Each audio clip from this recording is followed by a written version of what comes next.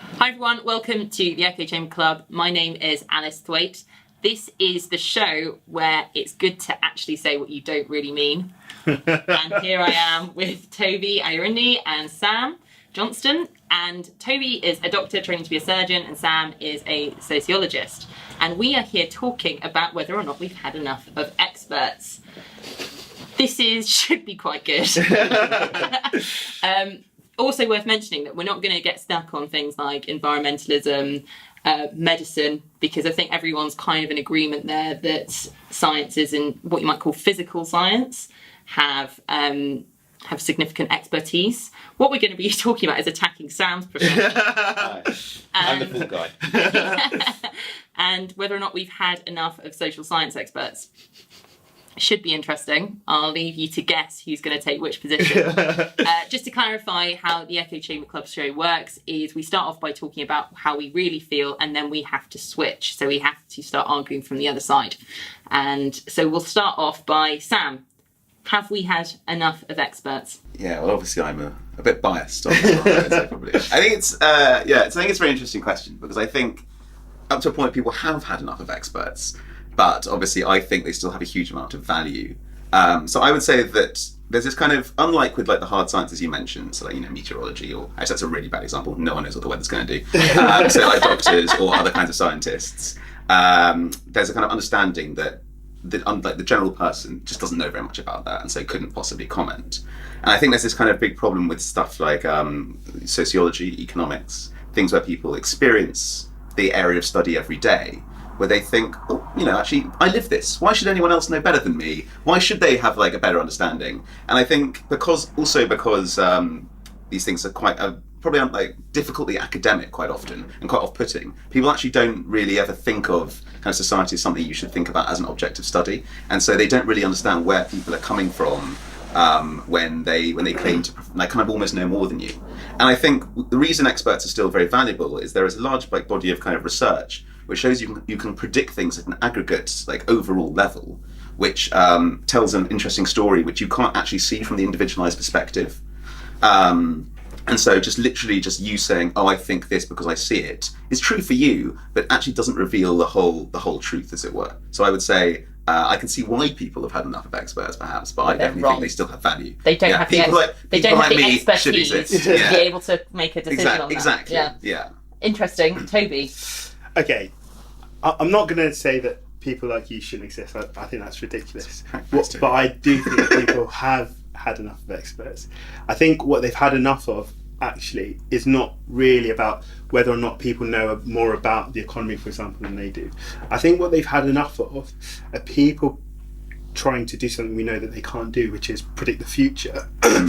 Having a number of them agree that this is what most experts think, and having that coached to be Bible. I think people have had enough of that, and I think they're justified in having had enough of that, because I think that if you look at major events which plenty of experts all lent their voices to, I don't have to go through them, but obvious ones come to mind, like just Brexit. Let's say it. Trump, financial crisis. I mean, even the day before communism fell apart, there were experts which genuinely didn't see it. The body of evidence or the body of opinion at the time was not there, it was imminent.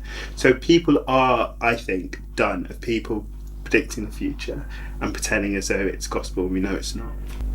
Great. Very good, yeah. So this is actually where it might be quite tricky. Sam, I'm going to ask you to take Tobi's point of view and pretend that you're not a sociologist and that you haven't spent your life dedicated to that. Yeah, the craft. Yeah, the craft. My question to you, as someone who now believes that we have had enough of experts. Tobi hat on.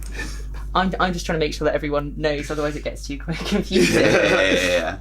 To what extent, because you've just mentioned, Tobi just mentioned the fact that you can't predict the future. Yeah. To what extent is it worth studying the past if it isn't to predict the future? So Do you see what I'm getting at here? It's like if you do this entire study around, let's say you're an economist, and you're trying to create theories around how the economy should work. Naturally, that would then lend itself to creating better policy, which would then influence the future. Yeah. So how can you have one without the other? And how would you think Toby would answer that? So my point about this is the problem with the way social science is talked about and compared to kind of more so the hard science experts is that basically all of the models built and theories come up with by the social scientists are probabilistic. So the reason you study the past and you build models is to say we think this is going to happen. We're not certain, but it seems this is the most likely outcome. And so what I think people are sick of is not people studying and trying to learn things and trying to predict things. It's them saying this is going to happen when actually they know according to their model there's only a 68% chance. Sure. And that's the problem. So when, that 32% of the time, then the other thing happens, everyone goes, oh, the experts are wrong, they don't know what they're talking about. Well, they did. But actually, it was their messaging that was wrong. It was this kind of arrogance, this kind of ivory tower. We are the academics. We know. You guys are wrong. And so the problem is, it's because these things are probabilistic, and often it's a small edges kind of, what the model says 55% over 45%, which still means in kind of 100 future timelines, as it were. 55 of them, this thing happens. But because they're wrong so often, it ends up. And because they claim such kind of prescience, it ends up completely devaluing all of these industries which do have a huge amount of value, and I don't think anyone disagrees with that. Interesting. So it's not necessarily the experts that's the problem, but it's more the communication. Well, but that is a problem with the experts as well, because they're all jockeying for position. They all want to be the economist, And this happens. You see these superstar kind of sociologists and economists who always are on the news and they are the flavour of the month until they're wrong and then someone else is. And I think it's just that's the problem. It's this kind of we are better than you, we know better than you, and we are so certain about the future when actually they're not, and that's the problem. It's interesting because I don't know if you're arguing as Toby or Sam right now, but actually both. I sort of actually taking off my Toby hat. I actually sort of agree with Toby, but I sort of think I can see why people are a bit sick of experts. But obviously, I still think experts have a huge amount of value. Sure. That's a huge amount of value. Sure. Yeah. What do you think is the major flaw in your argument, and how would you pose that as a question to Sam? I think whilst what you said is reasonable about, not being certain about the future, how then can we guide policy in a reasonable way that actually means that we have progress without these people? What do you do without them? Or what do you do if you don't give them the weight that they need in order to influence policymakers and those kinds of things? Good question. Very good question. And I'm being Toby, who is sick of just going to remember that. I think you just have to.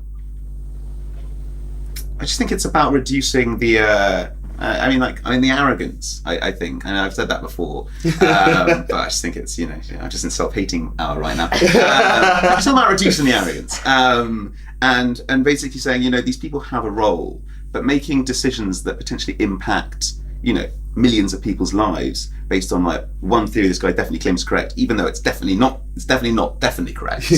But definitely correct. And also just because they're kind of the academic flavour of the month is just a kind of, and also especially when it's often what people want as a kind of populace, what people want and what they see around them is being devalued just because one guy is I've come up with a model with more variables than your model. It just feels a bit that maybe experts aren't completely worthless, but they're being heavily overvalued when it actually comes down to people's lives and how people are living.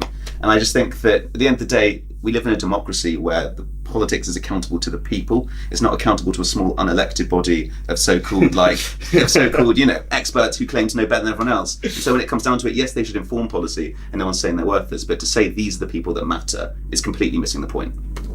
Very, very well done. Yeah. I think you've actually nailed my position. Well, that's clearly it's a good position there.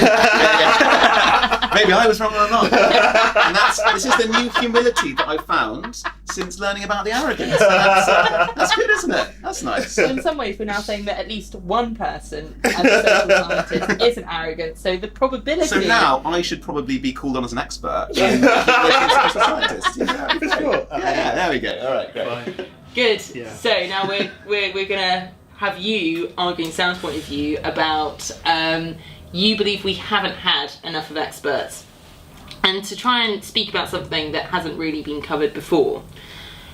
if experts are one reason that's really tough for me as a woman is all around how women should conduct and use their bodies through something like pregnancy and child rearing, right? Okay. Because I feel like there's a lot of kind of personal choices that could be made there that do have an impact on someone else, and it's something that I get quite heated about. How does that work? So how would it work if you did have this expert in, let's say, pregnancy? I know that's not the word, it's like antenatal or something, isn't it, doctor? No, you're talking to a sociologist. Sorry, I'm talking to a sociologist. Doctor. How would that work in terms of telling people what to do when it's over something as personal as your body, and also, telling women what to do with their bodies? I think what you'd be surprised at is the extent to which people actually have questions in these situations, and I think what you'd be surprised at is what people want is guidance in these difficult situations. They don't want to get it wrong. They don't want to feel as though they haven't done the best for their child in the time that they're in. And I think in that context, using the experiences of lots of other people who look like you, who aren't you, and I think that is important. They're not you. And so, yes, to some extent, it's an individual thing.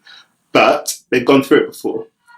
And actually using their experiences to inform advice for you, I think of course it's a valuable thing. I think whilst there are always going to be a group of people that don't want to be told what to do about anything, that's fine. I think actually the majority of people would like to know that they're doing the best possible thing for themselves and for their family. And that can only come by using the experiences of other people. Okay.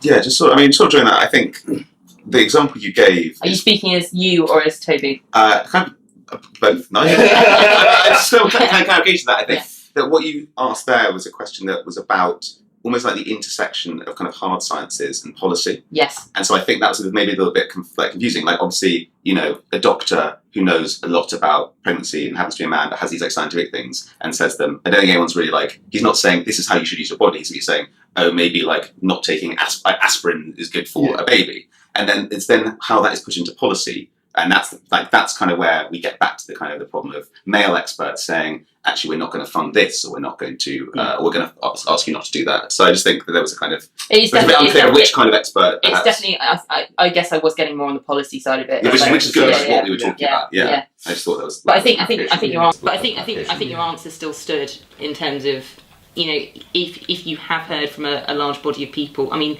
obviously, if I ever get pregnant. Yeah. My mum will be very pleased. If I ever get pregnant, then I'm going to listen and read everything. Yeah. But it's just interesting the way that sometimes kind of these social sciences or hard facts then influence policy. But to move it on slightly, Sam, what's your big flaw in your argument, and how do you pose it to Toby as a question? Yeah, I suppose I would want to know. I guess how you end up preventing experts from having too much sway. Yeah. Good question. The hardest question. Well, I guess ultimately that's a democratic process, and at the end of the day, we do have an opportunity at the ballot box to say what we think. And if we feel that certain policies influenced by experts or not are not working for us, we have an opportunity to vote them out. I think that actually the stronger your democratic system is, the less resistant, the more resistant it is to experts. Margaret Thatcher, for example, had people around her who obviously had certain opinions and who gave her lots and lots of advice.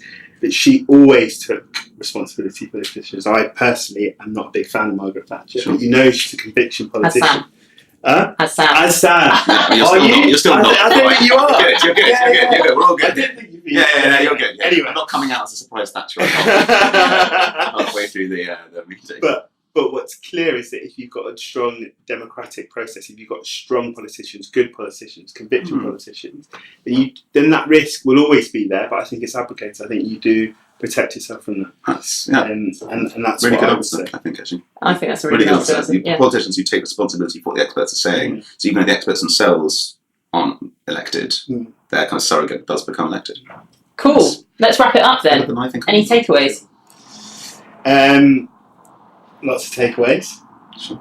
I'm sorry I didn't answer your question about policy better. No. I think it's good. But yeah, I think people like you are incredibly valuable in our society, and you shouldn't let anyone tell you anything. Such a heartwarming note to end on. Keep going, Sam. Thank you for your service. As a doctor. As a doctor, yeah. I think that. I think we kind of came to some good understanding about. I definitely really enjoyed arguing against the role of experts and the kind of the arrogance of them and how they kind of almost overweighted. So I think actually it was definitely good fun, kind of making this really passionate argument against my position, watching you make really enthusiastic nods. Am I shooting myself in the foot? It was great. Yeah. I also think it's interesting because whenever I've been to a lot of debates over this, and it's always ended up talking about environmentalism. Okay. That is always the final part. Yeah. And because they, I think, have exposed themselves most to what I was talking about, where you have that 97% of people agree kind of issue. And I think when you present it like that, you're always going to be the poster boy for experts, because it's not really about the science when you're making that argument. When you're making that argument, even though the science, in my opinion, is very strong, etc., etc., it is about all of us agree, you should too. And I think that's a different thing. And I think that in some situations people are tired of that. It was good, definitely, to have a debate without getting into environmentalism. Yeah, it's done to death, really. Ban it. Yeah. Anyway, hope you enjoyed it. Thanks so much.